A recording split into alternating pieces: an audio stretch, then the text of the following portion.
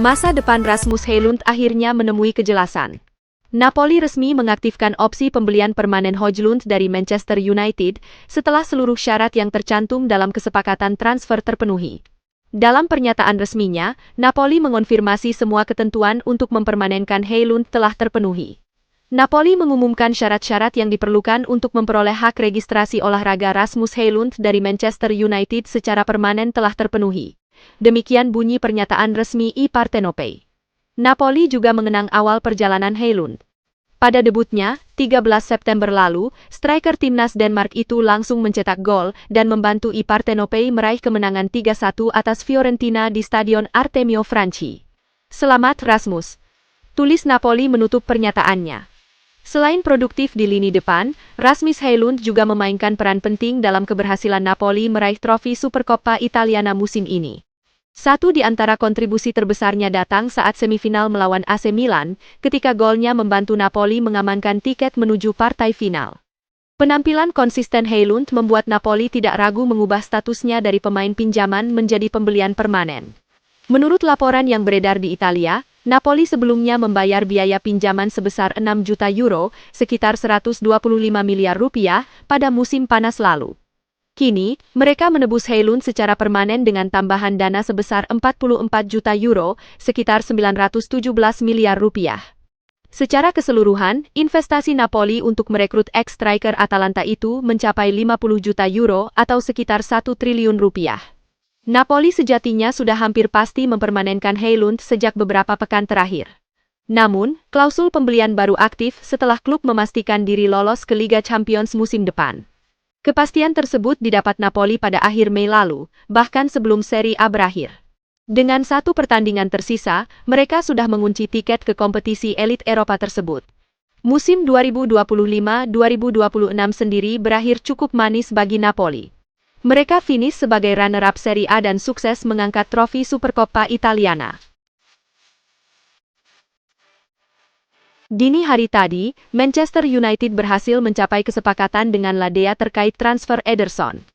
MU dikabarkan membayar sekitar 35 juta pounds plus bonus sekitar 3,9 juta pounds untuk mengamankan pemain timnas Brasil tersebut. Ederson sendiri akan segera bertolak ke Inggris untuk menuntaskan transfernya ke MU. Namun berapa nomor punggung yang akan ia kenakan di skuad Setan Merah? Sepanjang karirnya, Ederson punya satu nomor punggung yang sangat ia sukai. Sepanjang karirnya, ia konsisten mengenakan nomor punggung 13 sebagai identitasnya. Namun sayang ia tidak bisa menggunakan nomor punggung itu di Manchester United. Pasalnya sejak tahun 2025 nomor punggung itu sudah jadi milik Patrick Dorgu. Alhasil sang gelandang harus mencari nomor punggung lain yang bisa ia kenakan di skuad Manchester United. Jika melihat komposisi skuad MU saat ini, ada 3 nomor punggung yang memungkinkan dan ideal untuk dipakai oleh Ederson. Yang pertama adalah nomor punggung 17. Nomor punggung ini kerap digunakan Ederson di timnas Brasil, dan nomor punggung ini tidak bertuan di MU sejak Alejandro Garnacho pindah ke Chelsea. Selain itu, Ederson juga bisa memakai nomor punggung 18 dan 25 pada musim depan. Casemiro selaku pemilik nomor 18 sudah habis kontraknya di MU, sementara Manuel Ugarte selaku pemilik nomor 25 juta dikabarkan akan cabut dari Old Trafford. Selain 3 nomor punggung di atas, ada beberapa nomor punggung lain yang bisa dikenakan oleh sang gelandang. Nomor punggung 12, 14, 20, 21, 24, 27, 28, 29 juga saat ini tidak bertuan di skuad Setan Merah, sehingga ia bisa mengenakan nomor-nomor di atas.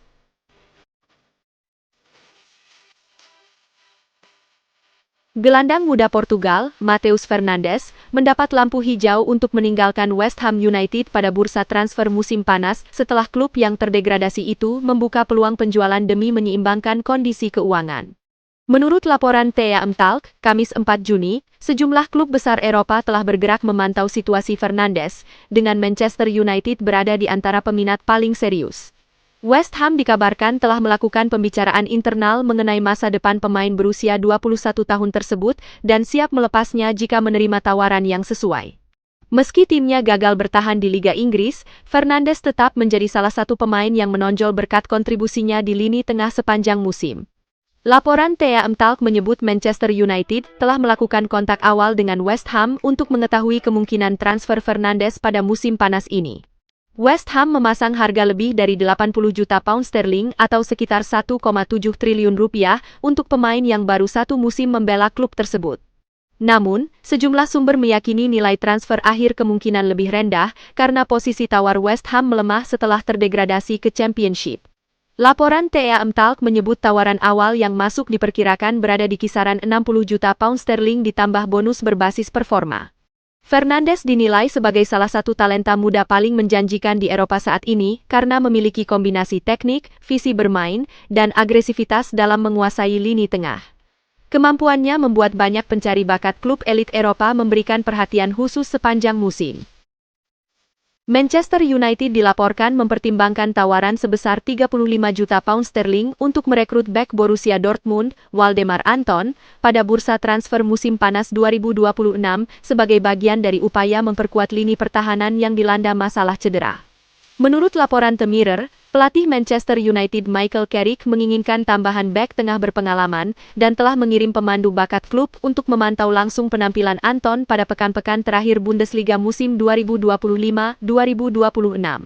Bek berusia 29 tahun itu menjadi salah satu nama yang masuk daftar prioritas setelah tampil konsisten bersama Borussia Dortmund sepanjang musim. Manchester United tidak sendirian dalam perburuan Anton karena Aston Villa juga disebut tertarik memboyong pemain tim nasional Jerman tersebut. Klub yang baru menjuarai Liga Eropa itu berupaya memperkuat skuad untuk menghadapi persaingan domestik dan Eropa musim depan. Laporan The Mirror menyebutkan proses negosiasi kemungkinan baru bergerak lebih serius setelah turnamen internasional mendatang di Amerika Utara berakhir. Kondisi itu membuat nilai pasar Anton berpotensi meningkat apabila mampu tampil impresif bersama tim nasional Jerman. Performa Anton bersama Borussia Dortmund terus mendapat perhatian setelah menjadi salah satu pemain paling konsisten sejak bergabung dengan klub tersebut. Menurut sumber yang dikutip The Mirror, Anton memiliki ambisi lama untuk merasakan atmosfer kompetisi Liga Inggris.